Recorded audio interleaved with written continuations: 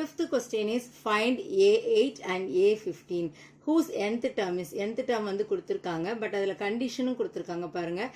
n is ஈவனா இருக்கும்போது நம்ம இந்த வேல்யூ எடுத்துக்க போறோம். ஸோ n is odd அப்படிங்கிறச்சு நம்ம வந்து இந்த வேல்யூக்கு நம்ம சப்ஸ்டியூட் பண்ணுவோம். ஸோ ஃபர்ஸ்ட் என்ன கால்குலேட் பண்ண போறோம்? A8. 8ங்கிறது ஆடா ஈவனா? That one is even. So அப்போ ஈவனுக்கு இங்க என்ன நம்ம வேல்யூ கொடுத்திருக்காங்க நம்ம பார்க்குறோம். nth term n square minus 1 divided by n plus 3. So எங்கெல்லாம் n வருதோ அங்கெல்லாம் என்ன பண்ண போறோம்? 8 வந்து அப்ளை பண்ண போறோம். So 8 square அப்படின்னா என்ன வரும் நமக்கு? 64. 64 minus 1 is divided by 8 plus 3 how much? 11. So sub பண்றச்சு என்ன வரும்? 63 is divided by 11.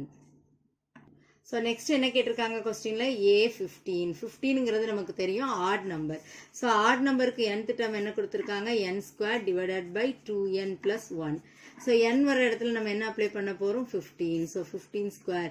இந்த பிளேஸ்ல என்ன வரும்? 2 into n. 2 into 15 plus 1. 15 15s are how much? 225 is divided by 2 into 15. 30 plus 1 31.